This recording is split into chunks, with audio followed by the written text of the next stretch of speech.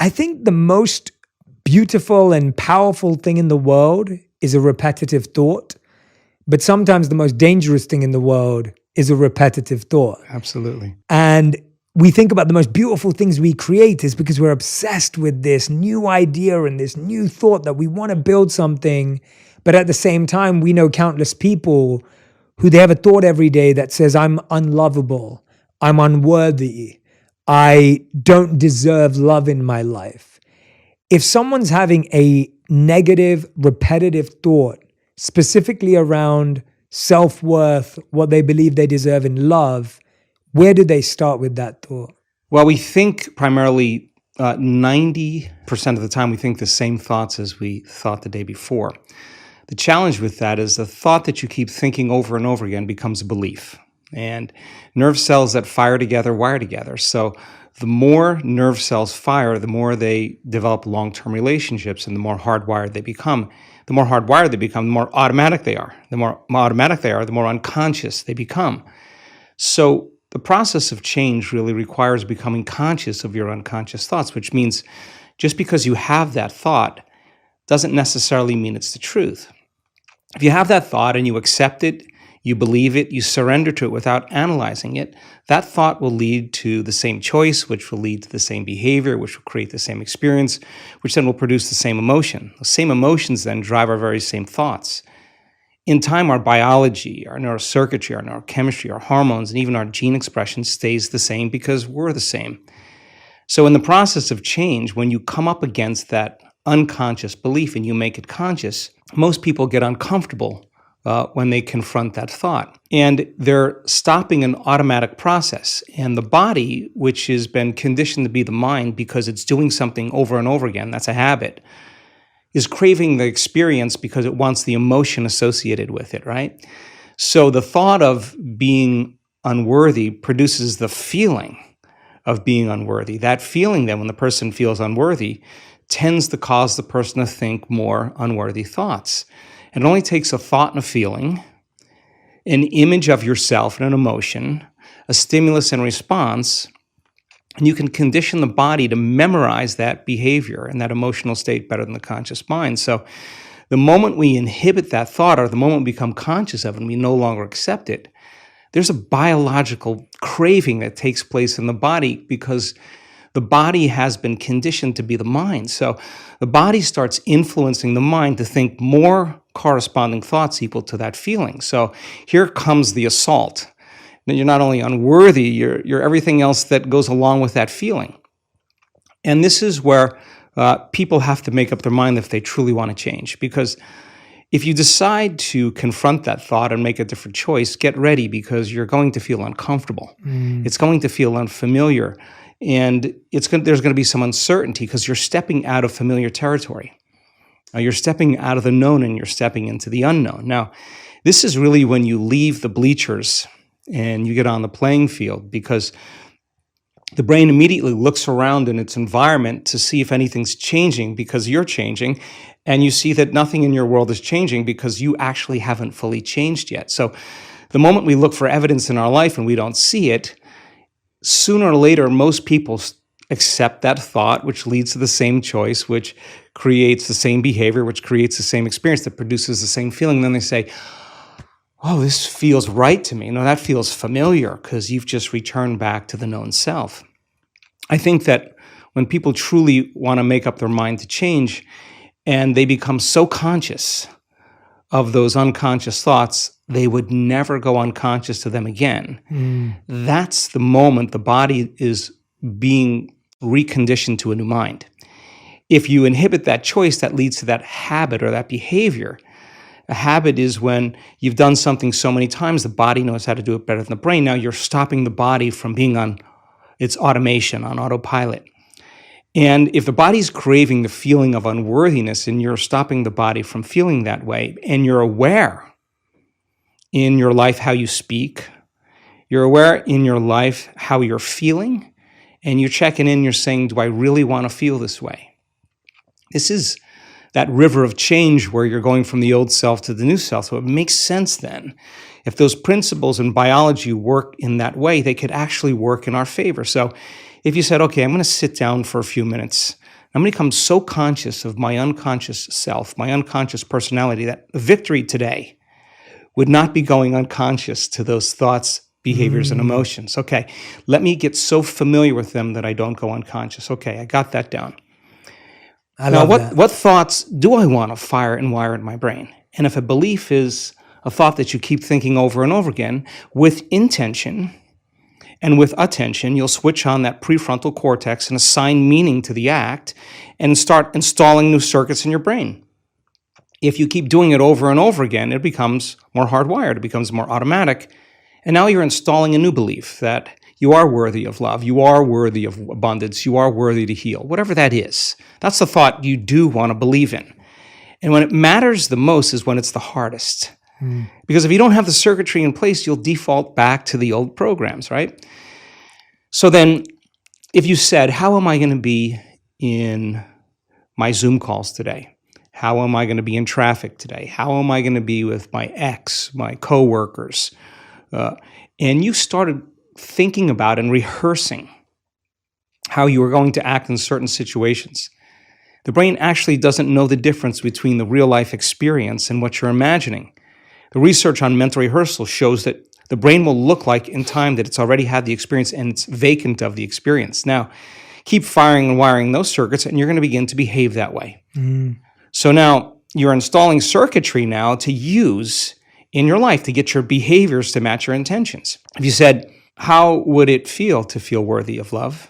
How would it feel to be grateful for life? How would it feel to be worthy of abundance? And you said, I'm going to teach my body emotionally what this feels like before the manifestation of the event. You're not waiting for your life to change to feel worthy. You're actually changing your life by becoming worthy. You're generating abundance. You're generating love. You're creating an elevated emotion. Now, our data is so compelling because when you truly begin to elevate your emotional state and you could really lock in, to those elevated emotions, your body is so objective that it actually believes that it's living in a whole new environment before the environment changes. In other words, the body's believing it's in that new future. And if the environment signals the gene, and it does, and the end product of an experience in the environment is an emotion, you're actually signaling genes ahead of the environment, and your body will begin to become conditioned to a new mind. Now think about this. If you did that every day, the word meditation literally means become familiar with. You become familiar with your old self, you become familiar with your new self, and you say, I'm not getting up until I feel this feeling.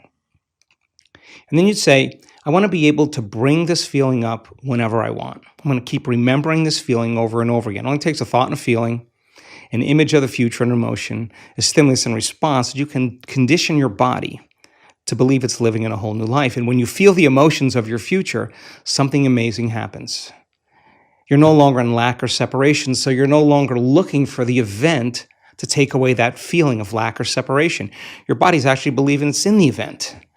And so then you're not looking for it. You feel like it's already happened. Get ready, because that's when your life begins to change. And so we've discovered that if you're actually practicing this and you immersed yourself in that experience fully for 7 days, the amount of metabolic and biological changes that will take place in your body will be so significant that your body will actually believe it's living in that future. And yet, most of the people that come to our workshops are literally in a ballroom. There's nothing really exciting happening in the environment, but their body's believing they're living in a whole new life. And so one thought leads to a choice, which leads to a behavior, which creates an experience that produces an emotion. So then new information, new knowledge begins to cause you to think differently. If you can remember that knowledge and begin to make a different choice because you want to experience the truth of that information, you'll have to behave differently.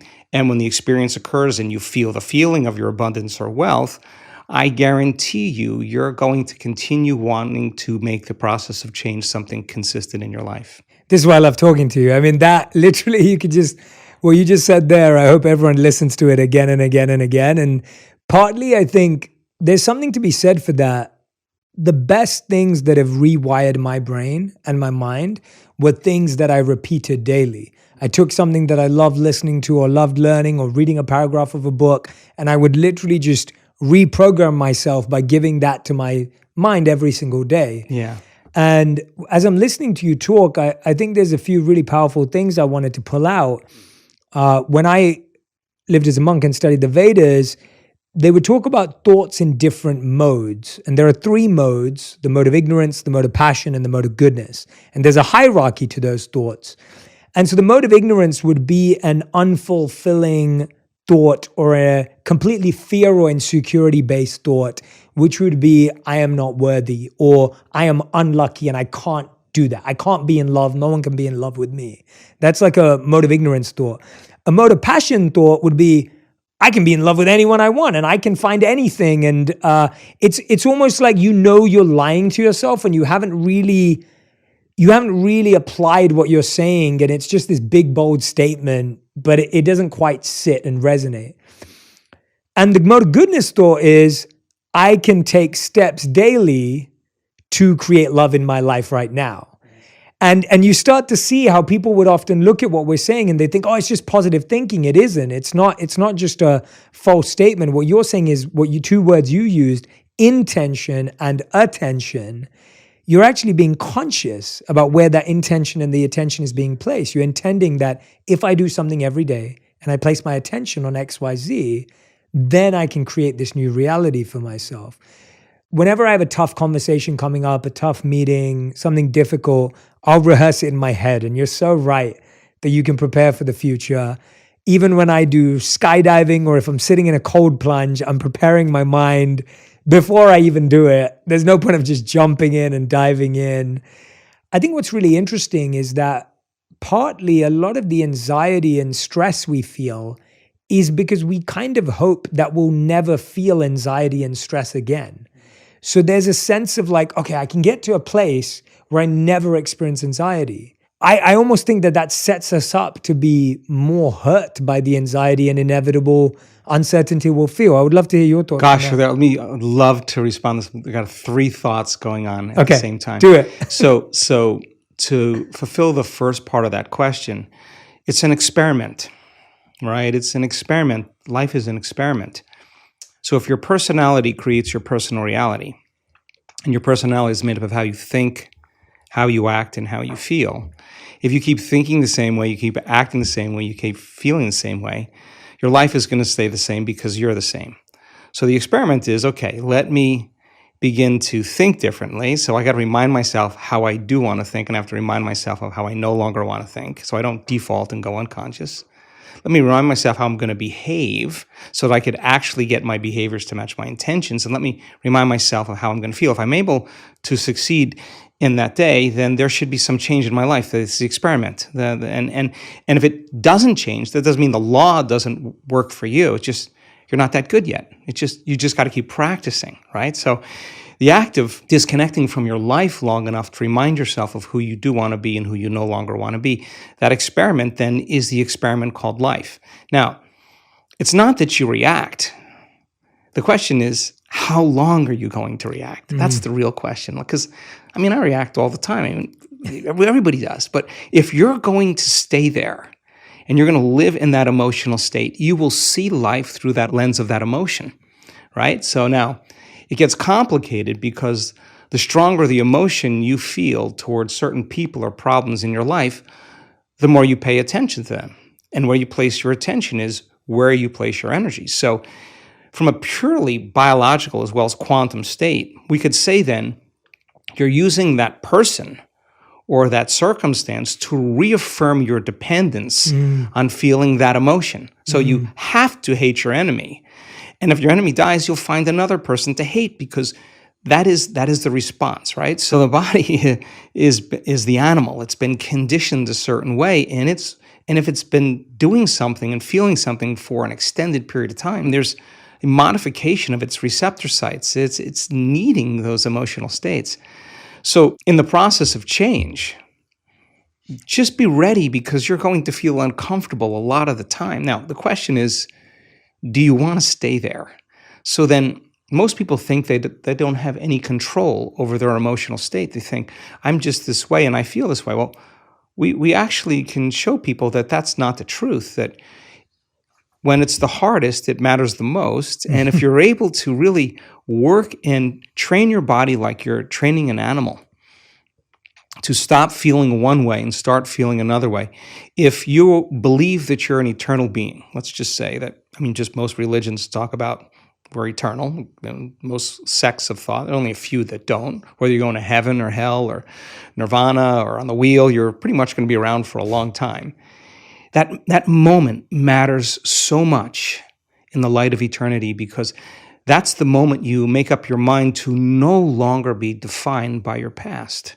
Why are you being defined by your past? Because emotions are a record of the past. And so then if you're feeling that emotion, your body is believing it's back in that same experience of the past. So the more knowledge that we have and understanding that justified, valid or not, those emotions are hurting no other person but you, because the long-term effects of living by those emotional states, those survival states, are actually down-regulating genes and creating diseases. Sooner or later, you're going to have to ask yourself, is this loving to myself?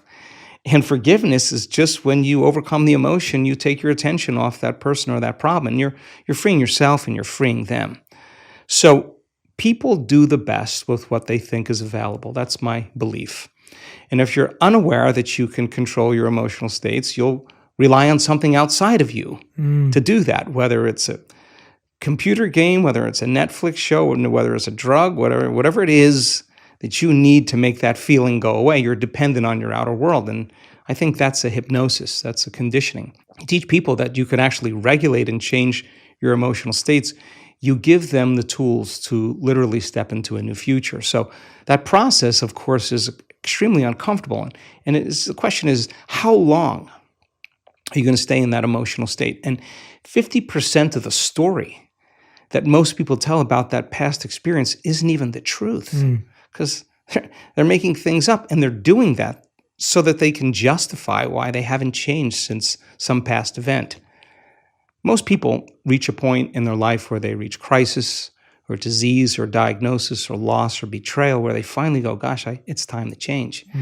I think change is an ongoing process, and the more we change, the more we should see evidence in our life. That makes it exciting. Yeah, and I think you're right that I've thought about this for a while, that I feel most people know that they want to change, and most people know what they want to change, but they still struggle to make a change. And so I found that we don't often have a values crisis, we have a habits crisis, because people don't know how to reprogram their habits, and they've started to assume that the way they feel is who they are. And I wonder how you think about this, because I think we're living at a time where what you just said is like you either kind of find a way to numb your feelings, so you're turning towards something external to numb how you feel, or today we're being told, well, feel every feeling and emotion completely. And then often we don't kind of get to the reprogramming phase. So I guess, how do you know how long to take a feeling seriously, effectively, and assessing it before you kind of take action on it? Feelings and emotions are the end product of past experiences, and we can remember experiences better because we can remember how they feel. The stronger the emotion we have to some experience in our life, the more altered we are inside of us. The more the brain freezes a frame and takes a snapshot, and that's called a long-term memory. That image is being bossed neurologically in the brain. So then what most people don't know is that every time they remember that event, that trauma, that betrayal, that loss, whatever it is, they're producing the same chemistry in their brain and body as if the event is occurring. So what happens over time is that conditioning process conditions the body to literally live in the past. So if a person is living by the same familiar feeling every single day, whether it's guilt or unworthiness or pain or suffering or victimization or depression or whatever it is, it's so important for them to come right up against that emotional state, because they're coming up against the known. The question fundamentally becomes, for that person, is it possible then to feel a different feeling? Now, if you cannot feel a different feeling other than the feeling that you're used to feeling, it should tell you volumes about that feeling because it's going to influence your very same thoughts. So the research that we've done over and over again is that the only way you're actually going to reprogram your brain to work in your favor is you got to learn how to regulate your brainwaves. And you know this, of course. Beta brainwave patterns are thinking brainwave patterns. It's the analytical mind. It's our critical facilities. We're in beta right now. We're aware of our bodies. We're aware of the environment. We're aware of time.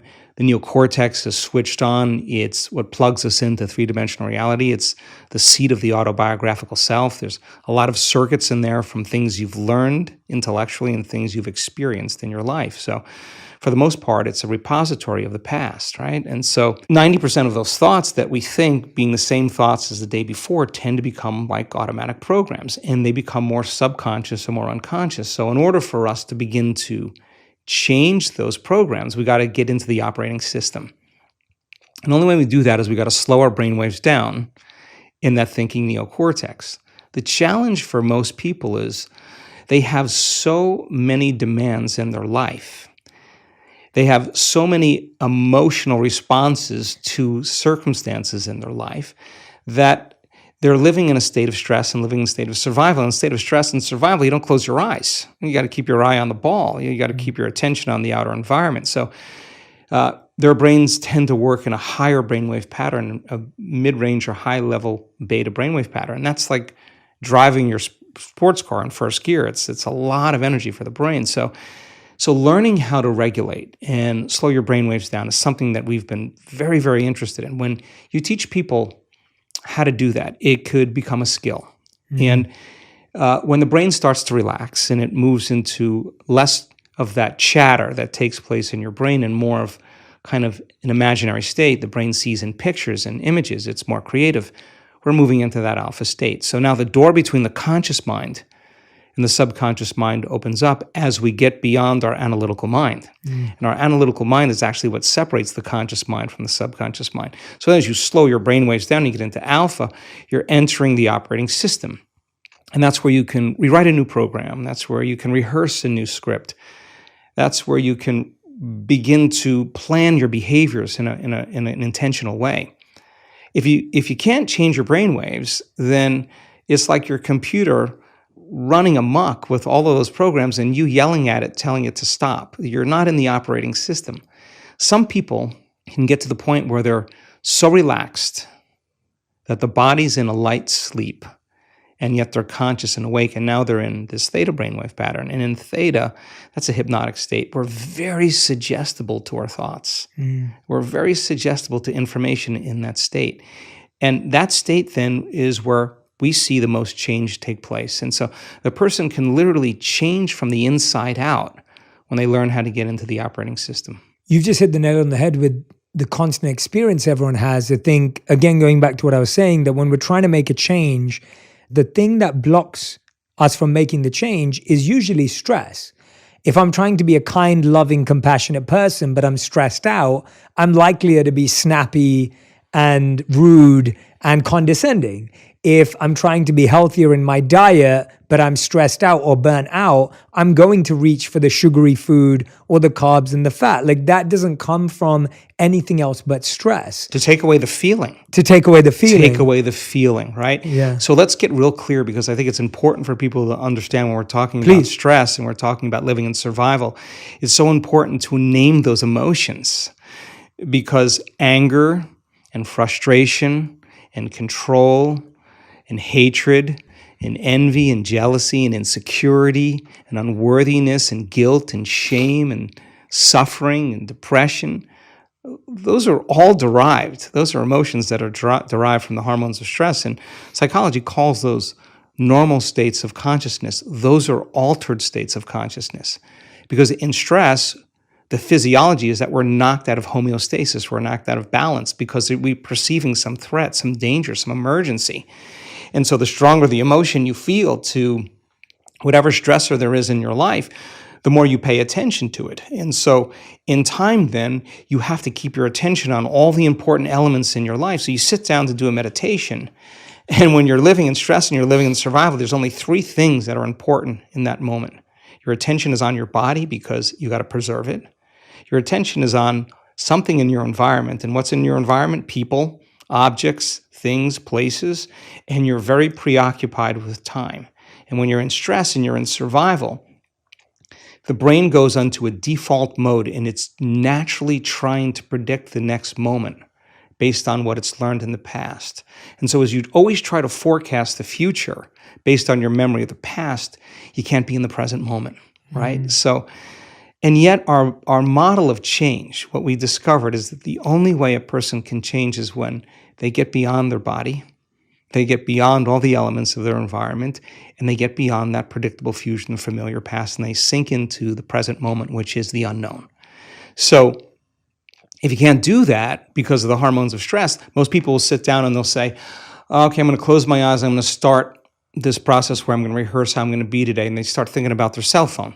They start thinking about all their emails. And they start thinking, I can't meditate. There's something wrong with me. It's my mother's fault. And they actually believe that thought to be the truth. And then they get up and they actually reaffirm it and they say, I can't meditate. Now, I can tell you that if you are willing to see that thought as just a thought in your brain and you're curious what's on the other side of that thought, yeah, you're going to feel uncomfortable. But if you had some tools and skills to apply and you were able to take your attention off your cell phone and settle your body back down into the present moment, that would be a victory. And then your body would say, come on, you got to feel a little frustration now. You got to be impatient. You got to be judgmental. Come on, that's what you always think. That's how you always feel. And you, like an animal, you settle the body back down into the present moment and you tell it it's no longer the mind, that you're the mind. That's a victory.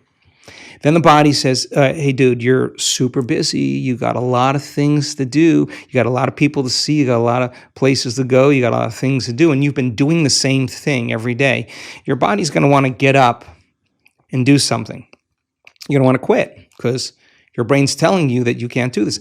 If you had the awareness to settle the body back down into the present moment, you would be executing a will that's greater than the program, because most people lose their free will to those programs. And it's that tedium in the beginning that is an uncompromising will, where you keep training the animal to stay, to take all of its attention off the environment, to get beyond all the cravings, the feelings, the habits of the body, the drives of the body, and catch yourself defaulting to that predictable future, bringing your body back into the present moment, siphoning energy back, your attention into the past based on those familiar emotions of the past. We've discovered that if you're willing to do that for just a few days, you could actually liberate an enormous amount of energy from your body. You go from particle to wave, from matter to energy, and you're literally transmuting those limited emotions into elevated emotions, and something really beautiful happens if you're willing to fire the crucible and sit through that long enough.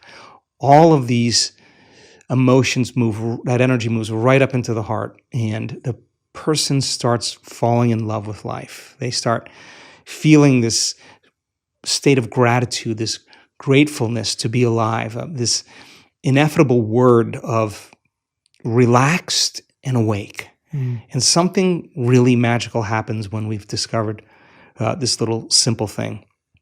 When that energy makes it to the heart, there's only one place it wants to go, and it goes straight to the brain.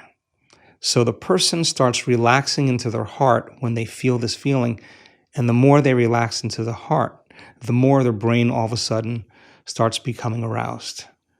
And they start going into these elevated gamma brainwave patterns. Now, gamma is not unconscious. Gamma is actually super conscious. It's actually super aware. You're outside the program now. So when that occurs and the brain goes into gamma brainwave patterns, what we discovered is it's not a little gamma. It's not a lot of gamma. It's not a whole lot of gamma. It's a supernatural amount of gamma. And we start seeing these brainwaves where we see theta start carrying alpha, and alpha starts resonating with beta, and beta starts creating high beta, and high beta starts creating gamma. And you see these standing waves of brain coherence happening. And the person feels so amazing that they don't want the moment to end. And so we see when they put their attention on their heart, like filling a gas tank, we see on the gauge of on the scan, this very low frequency start rising in the heart. The energy that's the heart uses to function actually goes up because they're placing their attention there. And where they place their attention is where they place their energy. And then you see the parasympathetic nervous system come up with it. That's the nervous system of relaxation. And then we see it kind of drop. And we see the sympathetic nervous system starting to go up. And now sympathetic regulation is an arousal, right? But the arousal isn't fear. The arousal isn't hatred or aggression. The arousal isn't pain. That's the arousal created from survival. There's only one other arousal, and that's ecstasy. That's bliss. And the person all of a sudden feels connected to something greater. Now, here's the beauty. We could see people do this in 15 minutes. The most important takeaway around all of this is that feeling that they're feeling is not coming from anywhere outside of them. No person's doing that. No wardrobe change is doing that. No sports car, no football game. Nothing is doing it to them. It's actually coming from within. That is the moment they stop looking for it outside of them, and the love affair begins. And so when we start feeling these elevated emotions, these more selfless emotions, it's not like you have to try to forgive. It actually is the side effect of you changing your emotional state.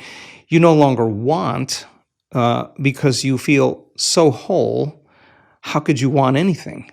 So we started interviewing people when they had these moments, and they had such an incredible amount of love that they felt. We measured their oxytocin levels, their love chemicals are very elevated.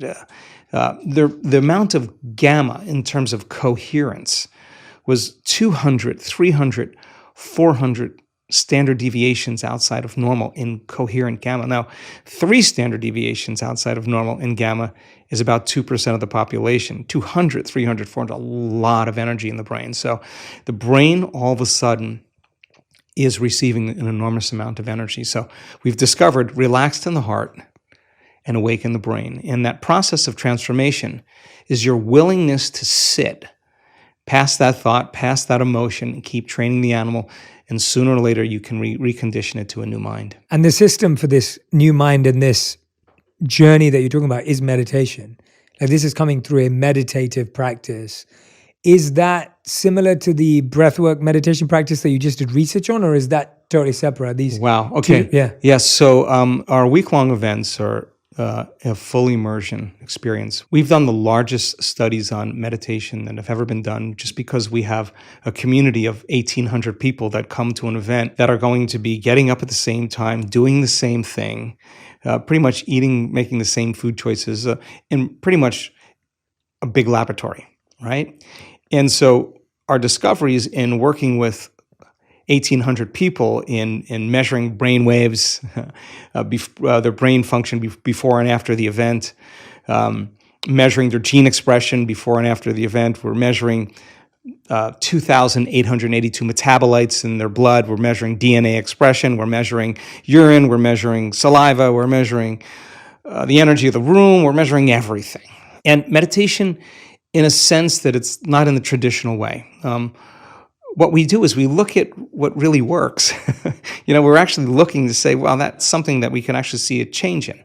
So we teach meditation 3 ways: to become familiar with your old self and to become familiar with your new self. That's what the word meditation means, familiarization, to become familiar with. So we use that model for change. To slow your brainwaves down and get beyond your analytical mind is meditation. And you teach your body how to do that. And we've discovered a formula that simply makes it very easy for people to do it. You practice it, you'll get good at it, just like anything else you practice.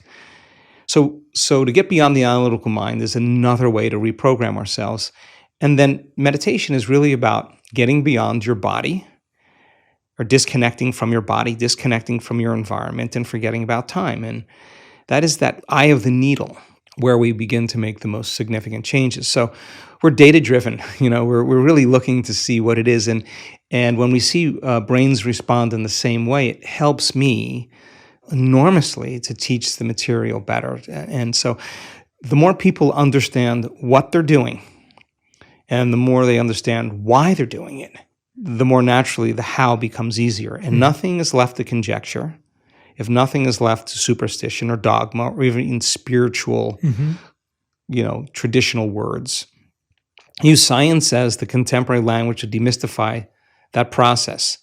And you give people numerous times to overcome themselves and numerous times to connect. Sooner or later, you'll start watching transformation right before your eyes. And so one of the cool things that we've discovered is that we have so much compelling data to suggest that you're greater than you think, more powerful than you know, more unlimited than you could ever dream. We have compelling data to suggest that your nervous system is the greatest pharmacist in the world, that it makes drugs that work better than any drug in a drugstore. A drug study is about 18 to 25% cause and effect, causality. Our data is between 75 and 85% cause and effect. This is a person creating their own pharmacy of anti-inflammatories, their own pharmacy of anti-carcinogenic chemicals, their own pharmacy of pain relievers. We're seeing this over and over again. So we have this incredible data that says that this is no longer pseudoscience. This is really science. The side effect of a person's transformation has changed my belief in what's possible. I have seen people stand on the stage with stage 4 cancers that were in every single organ in their body that metastasized, and they have no sign of cancer in their body. And we have data that suggests that you put the blood of an advanced meditator and a uterine cancer cell, a pancreatic cancer cell, 70% of the mitochondrial function in the cancer cell is diminished. And the mitochondria is the energy packets of the cell. It's taking energy out of the cancer cell. It works perfect with what we're seeing with the testimonials that people are telling around the world. We've seen blind people see, we've seen deaf people hear, we've seen people with spinal cord injuries walk again, we've seen ALS change, we've seen all kinds of unbelievable health conditions changed by a person simply changing the way they think, the way they act, and the way they feel. How long have you seen certain things last? Like, how much does the practice have to continue daily to sustain impact? Because I feel that, this isn't, as you know, isn't a one-off thing, and that isn't what you're encouraging. Like, this is the experience of when someone's coming to a retreat or an event, they're having this incredible experience, but then do you measure how people continue to practice? Yeah, it's important. Yeah, it's super important for us. And of course, we have mounds of data, but let's see if I can say this as clear as I possibly can. When a person has that arousal, where they're feeling that elevated emotion, and their eyes are closed, they're in a room with 1,800 people. There's music playing in the background. They're not eating, they're not smelling, they're not tasting, they're not moving about and feeling. On some level, they're having an inner experience, right? And the body is so objective that it's literally believing it's living in a new environment. And so that elevated emotion somehow tends to drag the body right out of the past into the present moment. So many people with everything from eczema to muscular dystrophy, when they have those events, there's a biological change that takes place in their body where they feel completely differently. Now, some people heal all the way.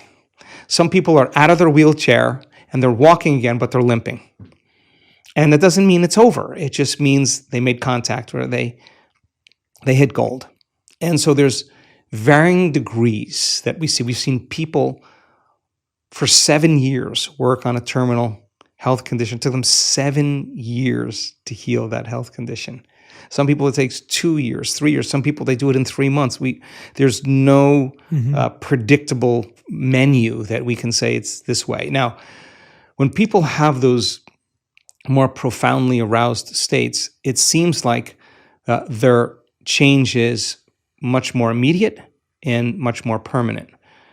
But for the most part, we see people's response pretty dramatic. Now, it's also important to say that we have seen people heal from terminal cancers, stop feeling those elevated emotions and return to responding to the circumstances and conditions in their life and return back to the same personality. The same personality is the same personal reality, and their body's believing it's living in that same environment, and they're feeling the same way, and they're in the habit of acting the same way and thinking the same way, and lo and behold, the condition returns.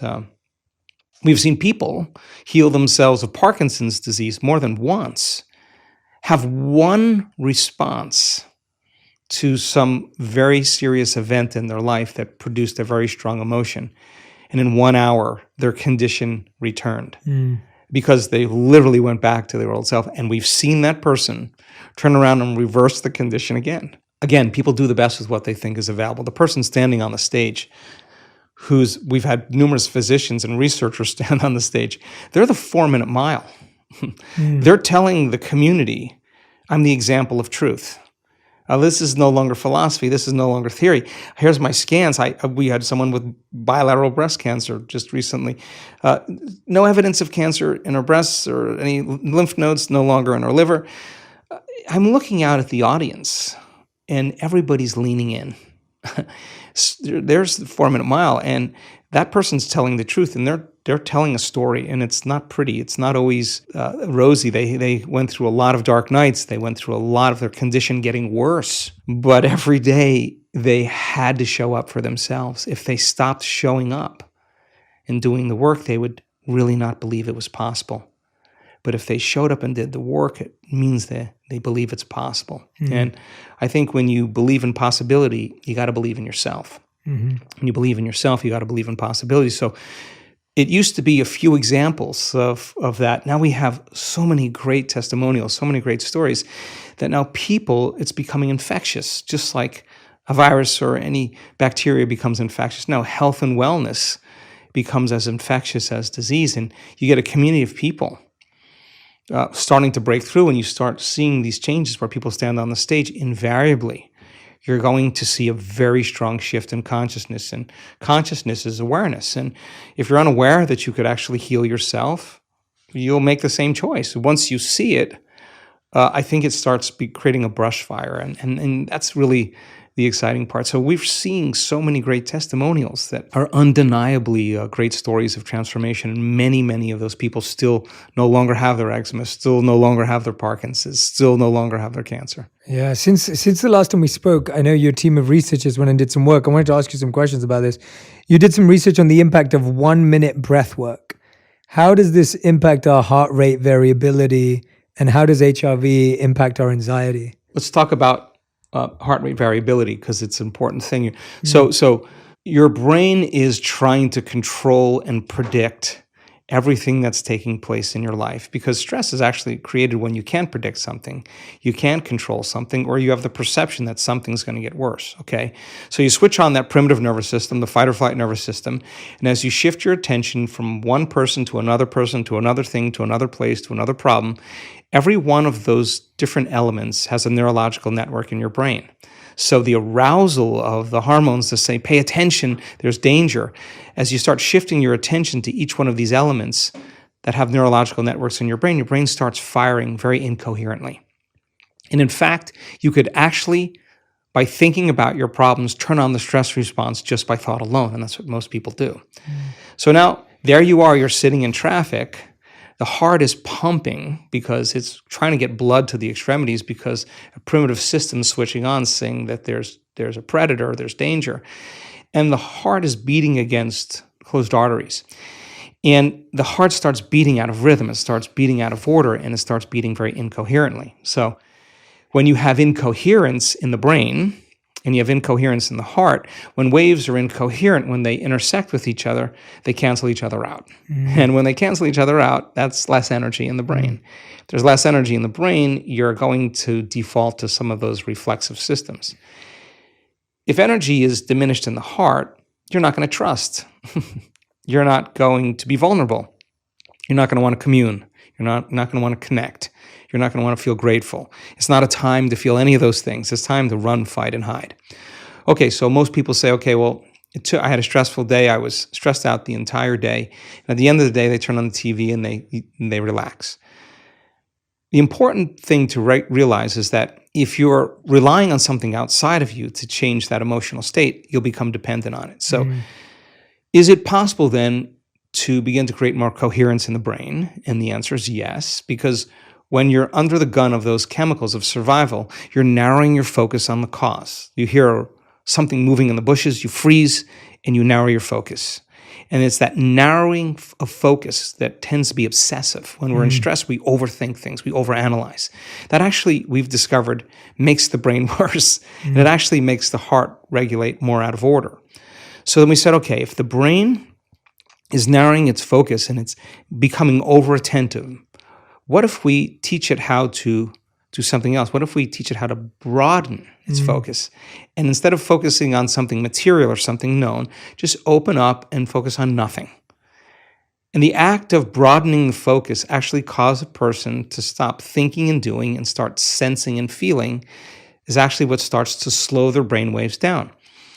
The redundancy of shifting your attention from one person to another problem to another thing causes the brain to fire like a lightning storm in the clouds very incoherently. So as you start to open your awareness and sense nothing, we've seen this thousands of times, those different networks that are firing out of order start to synchronize. And what syncs in the brain links in the brain, and the brain becomes more orderly. It starts to become more coherent. If you could learn how to rest your attention in your heart, and where you place your attention is where you place your energy, regulate your breath, start slowing your breathing down, even if you did it for 1 minute, you could actually begin to change your brain waves, and you could actually cause your heart to start functioning more regulation and more order. If you said, okay, I'm going to work with my body, and I'm going to start breathing, and I'm going to start feeling emotions that I do want to feel. Yes, it may take you a few minutes to get there, but if you keep practicing it over and over again, the heart starts producing a very profound signal. It starts to produce an external magnetic field. It's measurable. So now you have a coherent brain, which means you can get very intentional. And you have a coherent heart, which means you can feel the emotions of your future before it happens. Somehow you have this broadcasting of this Wi-Fi signal. And the brain tends to be electrical in nature, so it sends out an electrical charge into the field. The heart is the magnetic charge. It's what draws things to us.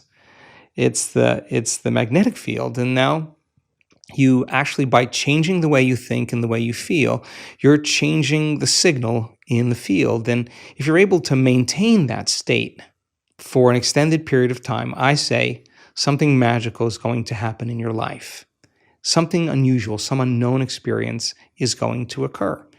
If you keep thinking the same way and feeling the same way, your life should stay the same. So we do 1-minute practices, we do 5-minute practices, we do 30-minute practices. We want to get so good at doing it with our eyes closed that we can do it with our eyes open. Yeah, no, when I hear that, like I've had personal, genuine experience of that, where I've done that when I'm having a moment where I'm feeling anxious or I'm feeling stressed or, something unpredictable has happened and I feel that change in my heart rate. And I notice my breathing change. I notice it become more shallow. I notice it become more random. I know that when I'm practicing breath work, I'm able to come back to stillness. I'm able to come back to that sense of balance. And then I'm able to actually approach the issue at hand with more clarity, with more connectedness and a feeling of confidence. But when someone else who may not have had that experience yet or may not be trained in that, they're just thinking, well, how do I solve the problem, right? Like they're listening to me and you going, well, but I can't because I need to solve this problem. Like you're saying, like, oh, I'm going to be 30 minutes late for a job interview, or I just had an argument with my partner this morning and I've got a big presentation this morning as well at work. Now I'm stressed about it because I'm thinking about that. Or my kid just I had to rush him to hospital and now I'm late. Like, I guess when you're looking at it from a very human point of view, it's really hard to understand the value in this. What do you say to anyone who's thinking and feeling that way? No, I think it's a reasonable conversation. Yeah. I mean, sometimes we have to be super aroused Sometimes we really have to pay attention. And sometimes there are threats and dangers where that primitive nervous system actually works in our favor. And that's the emergency system. But you got to also realize that you only have a certain amount of energy. And if you're living in emergency mode for an extended period of time, there's no energy for growth and repair. There's no energy for long-term building projects. And so when it's needed and you have to outrun the predator, you go. You don't sit and try to make friends with the predator. We're not that good. You run, right? Yeah. The problem is if you keep that alarm system switched on all the time, it gets very addictive. It's a great answer. Yeah. It gets very addictive, right? And so I've looked at people's brain scans and watched their brain get worse in the early days and tap them on the head and say, what were you doing in there? 100% of the time, they were analyzing the problems in their life within that disturbing emotion. And if an emotion is a record of the past and they can't think greater than how they feel, they're thinking in the past, there's no solution there. Cross the river, get beyond the emotion, and you'll see possibility because you're no longer in the box of that emotional state. Now, that's so much easier said than done because you're going against thousands of years of programming of living in survival. I mean, 200 years ago, it wasn't easy being human. I mean, we're in survival all the time. I mean, famine, every disease. I mean, it was hard to be human. And so we have to lay down the very thing we used our whole life to get what we want for something greater to occur, and it goes against thousands of years of programming. It's not something that you get good at doing once. You got to keep practicing. So you really have two ways to look at it. If you're living in stress and you're living in survival, and that system is switched on, then everything will be a threat. Everything will be a danger. Everything will be a reason to rush, to be impatient, to be frustrated, to be judgmental, because that's the consciousness, that's the emotion we're living by. So now you have a problem with a coworker, you have a problem with your partner, whatever it is that you used as an example, and you have to give a presentation. Now you really have one of two choices: either be victimized by those conditions in your life and you stay in that emotional state. And I'll say to you, Jay, why are you that way? Well, I'm this way because of this person, this circumstance. That person or circumstance is controlling the way I feel and the way I think. Anything that controls the way I feel and the way I think, I'm victim to, right? Okay. Or I actually can be a creator now. Okay. So when it's the hardest, it matters the most. Okay. So there's going to be a story, a valid story that's going to go along with those emotions that you're going to have to give up, that you can address at another time from a different state. If you're altered in that state and you say something, you do something, you write the email, you send the text, you'll always regret it. You'll always say, I should have never said that. I should have never done that. We got to learn that we're in an altered state at that time. So there's only one of two choices. You either stay there the whole day and tell everybody that story, or you say, okay, let me take a moment. Remember that this is the experiment called life. Okay, let me practice getting relaxed in my heart. Let me slow the animal down. Let me practice that. Take a few minutes. Now, let me breathe. Let me get my state back. Let me change everything. Okay, let me remember who I am, who I want to be when I open my eyes, and let me practice that again. Now, even if you had to do that 10 times in one day, I would say it was a day worth living. I would say it was a day worth living. And when we do walking meditations, in our retreats, we're doing walking meditations so you can practice doing it with your eyes open. Yes. Like if you're going to be relaxed in your heart and awake in your brain, and you can do it with your eyes closed, okay, let's take it out for a test drive. Let me open my eyes. Let me pay a little bit more attention to my inner world. Let me practice feeling this feeling. Let me practice feeling this way, and let my brain do what it does. Let me let me change my physiology. Let me change my state. Let me walk as the healed person. Let me walk as the abundant person. Let me walk as if my prayers are answered. Let me walk in this state. If I keep practicing that over and over, it's going to become a habit, right? Yeah. So we hit it as many ways as we can. We have at least 7 or 8 different breaths that we do because we see how they all work in the brain. We have all kinds of meditations. We have sitting meditations. We have standing and walking meditations. We have laying down meditations because we want you to be able to do it with your eyes open, with your eyes closed, standing, walking any way you can so that you don't default and return back to that person. Now, if you do default, you didn't fail. That's a program. You just went unconscious. And how many times do we have to forget until we stop forgetting and start remembering. That's the moment of change. No one cares how many times you fell off the bicycle. If you ride the bicycle now, you ride the bike. So it's the constant process every single day. And I think that sometimes we look for evidence in our life and it hasn't happened. And I think it's so important that we still show up. Yeah. Yeah, because that's where you're changing the most. And when you get to that point where you could care less if it happens or not, because you feel so happy, so grateful for who you are, get ready, because your life is going to begin to change in magical ways. I'm so proud of our community, not because they do the work every day, not because they're trying to be good or please anybody. They do it because they don't want the magic to really end. And the experiment is too good. They're going to continue to be a creator in their life. So then when they change the way they feel and the way they think, and they start seeing evidence in their life, they're going to remember what they did inside of them to produce that outcome, and they're going to believe they're creator of their life and less of the victim of their life, and that's empowerment. Yeah. And you can't take that away from anybody. You can't tell me now you're too sick to do that. You can't tell me you're too old to do that. You can't tell me you had a horrible past, you're too out of shape. You can't even tell me that you never meditated before, because we have people that come, they know nothing, they get dragged by somebody, and they have the most profound experience because they're not expecting anything. And we have data that suggests that when you don't expect anything, you're going to have a profound moment. So everybody can do it. There's nobody that's so special to be excluded from this process. And we have had people that have had brutal pasts with abuse, with trauma. We've seen Navy SEALs and prisoners with horrible, horrible memories literally transform in 7 days. And I could say right now that you make the time every single day to decide who you're going to present to the world, and you get up as that person.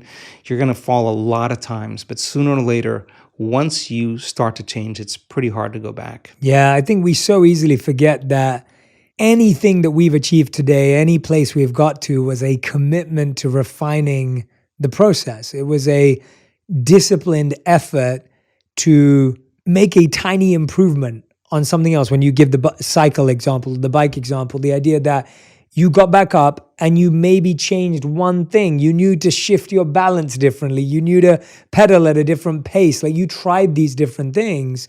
And it's what you're saying, that it's an experiment. If we keep trying the same thing, we get the same result. But the point that I love that you brought up to that answer was the idea that sometimes you do need to be an emergency, but don't make emergency a habit. Exactly. And I think that's where most of us veer off on the wrong path. I was asked recently, anyone who knows me today knows that I'm a hardworking, productive, high-performance type of individual. I live a very scheduled life and a disciplined life. And the biggest question I get around the holidays is, Jay, are you able to switch off? And I always go back and give the credit to my monk training. I'm saying I switch off immediately. As soon as I'm on the flight home, I remember before Christmas, I was getting on a flight home back to London, and I was off the moment I stepped onto the flight. And it was because it's not because I'm special or because I'm unique or I have superpowers. It's because I've simply done what you said, where I've trained myself to always be present. And so if I'm really present in my work, like I am with you now, then when I'm on the plane, I'm just present and I know that it's time to switch off. And so I think the idea that our presence bleeds and our lack of presence bleeds, and it's not that you can selectively be in emergency here and not in emergency here.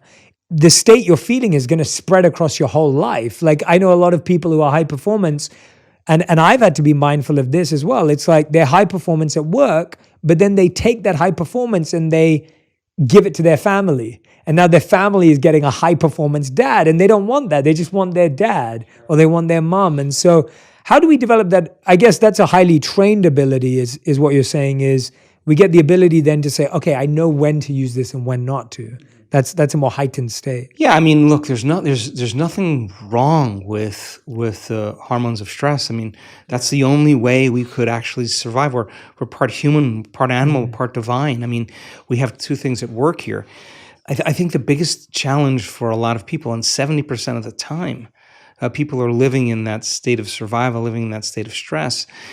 The more you understand what that actually does to you, the more you can make better choices on how long you actually do want to stay there. Here's an example. many people who are changing a health condition in our work, they start to do the work. They start noticing, I'm sleeping better. I have less pain. I got my appetite back. I feel like I have more energy. They start noticing these subtle subjective changes. They go to their doctor, and their scans still show that they have their health condition. So they're noticing a change, but they're not healed all the way. Now, they don't say it didn't work. They say, what is it about me that I still have to change in order to heal? What thought, what behavior, what emotion? So they're a work in progress, right? Many of those people discover that they have one really good hour of meditation where they feel connected, they feel like their heart is opening up, they feel like their brain is coherent, they feel really great, they don't want the moment to end, and then they spend 15 or 16 hours of their day back in a program, rushing around, back in their emotional states, responding and reacting. And they realize that how could 1 hour of an elevated state weigh against 15 or 16 hours of my response to everyone and everything in my life emotionally is derived from those familiar emotions of fear or anger or hatred or pain or suffering, whatever.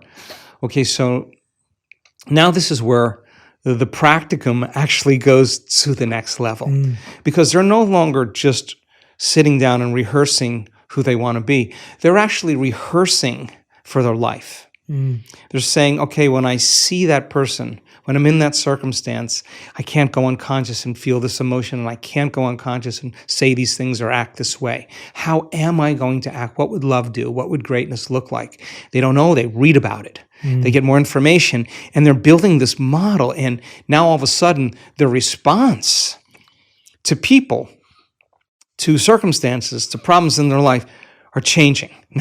That's because they're changing. Then they notice that their health condition starts to improve a little bit more. Now they don't say, how come my Alzheimer's or my Parkinson's or my ALS hasn't healed? They're saying, how much more can I open my heart in my day and feel this with my eyes open all day long? If I understand that if I live by these emotions, I'm signaling genes ahead of the environment.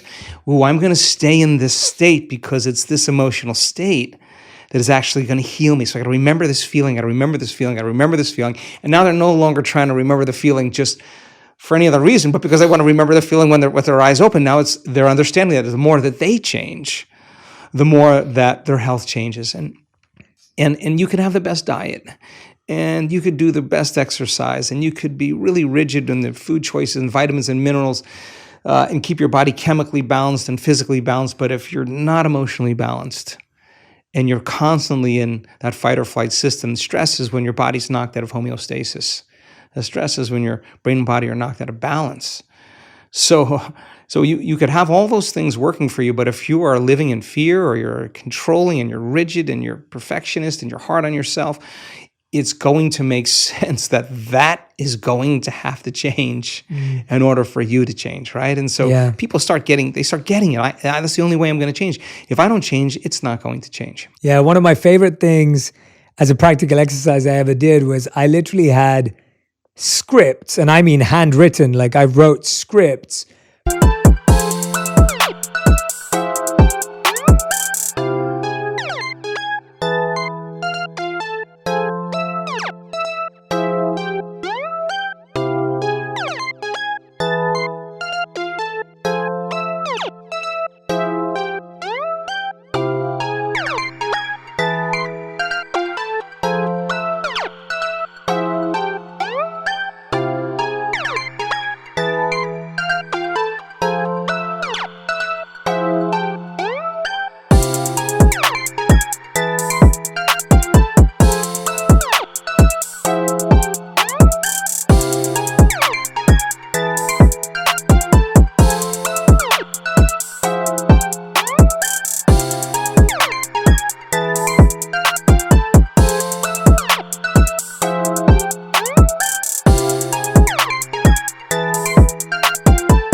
For how I wanted to feel when I experienced ego or envy. And so for every emotional challenge I had, something that I thought was an unhealthy thought, I literally had like pages and pages and pages of scripts that were built up from research, that were built up from spiritual literature, that were built up from science, whatever it may be, of what did I want to be able to say to myself when this thought or that thought came up.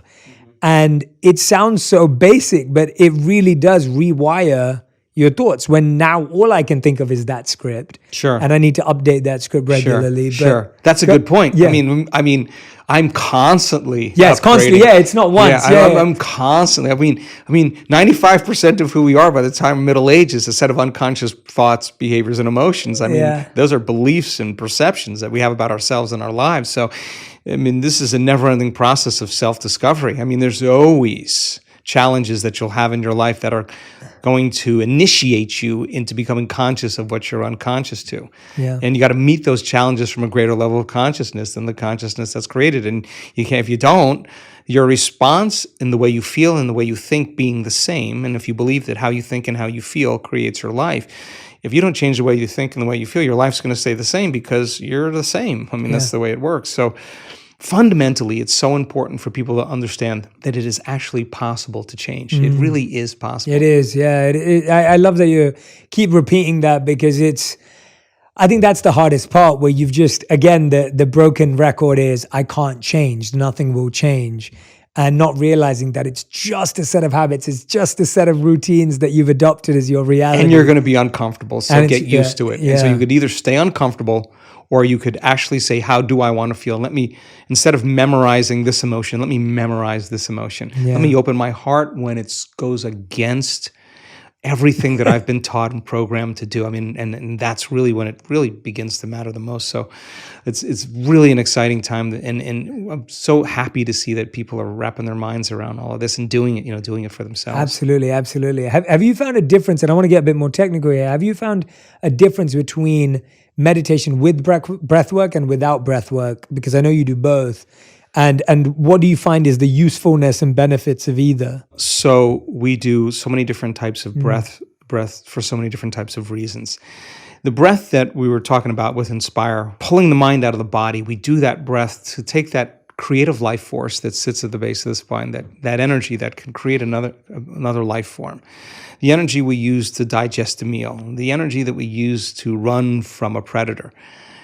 We're taking all that energy that's stored in the body emotionally, and we're pulling that energy back up into the brain. If you practice this breath repeatedly, there will be a release of energy into the brain. We have the data to show that you're going to have a lot more energy in your brain. You're going to be way more coherent in your brain, and you're going to be more conscious, right? And so why is that important? Why? Because when you regulate your brain waves, we don't want you to fall asleep. We want you to actually be really relaxed and awake at the same time. So we do this one breath called pulling the mind out of the body. That's the Inspire series, where we're taking all that creative energy and we're with the breath, pulling that energy right up to a specific area of the brain. When you do that properly, your brain will go into an altered state. That's the reason why we do it. Then we do all kinds of other breathing, like breathing to change the heart rhythm.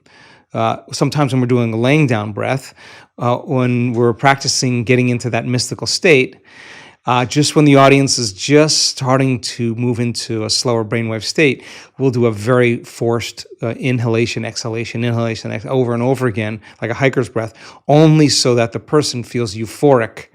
And so euphoric that they don't want to fall asleep. And they'll move into a slower brainwave pattern, and the door between the conscious mind and the subconscious mind opens. And many times there's a mystical experience waiting for that person that's transcendental. So we do all kinds of different breathing techniques because we have different intentions behind each one of them. If people want to dive into those, where should they go if they want to kind of grab some of those techniques or get access? Are they only at the events? There's an online course that we offer called the Progressive Workshop. Great. In the Progressive Workshop, we teach a few of those breaths. And if you come to a week-long event, you'll have an opportunity to do all of them. And we start at 6 a.m, we finish at, I don't know, Cancun, the last one we did, I think we finished at 8 or 8:30 every night. It was just a great group of people. And we go 7 days, and some mornings a little earlier, but you got a lot of practice. You got a lot of tools. So by the time you leave, you can use them in your life. Yeah, that's amazing. Yeah, for anyone who can't obviously get to the live events, then the online course will be helpful. But if you can, go along to one of them. And I think there's some good descriptions also in Becoming Supernatural, my last book, where we break it all down. And then there's some tutorials that we have on our website to help you with some of the breathing. Yeah.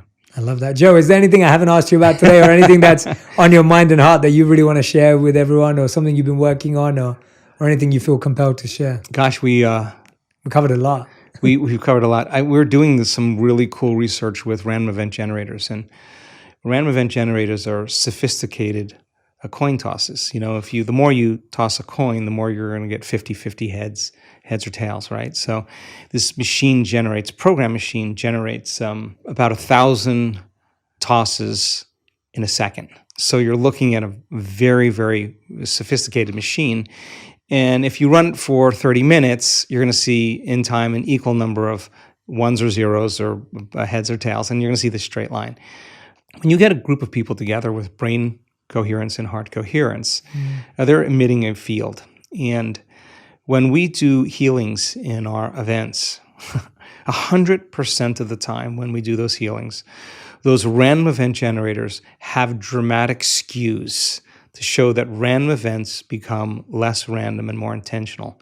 And it's collective networks of observers that determine reality. And it's not the number of people, it's not the amount of energy, because it could be entropic. It's the most coherent energy. And we're causing a machine that's programmed to behave in a very, very different way. And I think that idea of community, of people coming together when everybody else is in fear, to show courage, when everybody else is in pain, to show compassion, when everybody else is in anger or hatred, to show love. I mean, I think by nature as human beings, I think we are wired to give, to connect, to commune, to take care of one another, to heal one another, to shine for one another. And our data is so exciting to actually support that theorem. Yeah, I love that you brought that up. And that's very macro and big as well, but also micro in that you're measuring people's daily experience. I think, when I think about families who live together, or couples or partners or whoever you may be, when you're sleeping together, when you're waking up together at the same time, when you're sitting for meals together, when,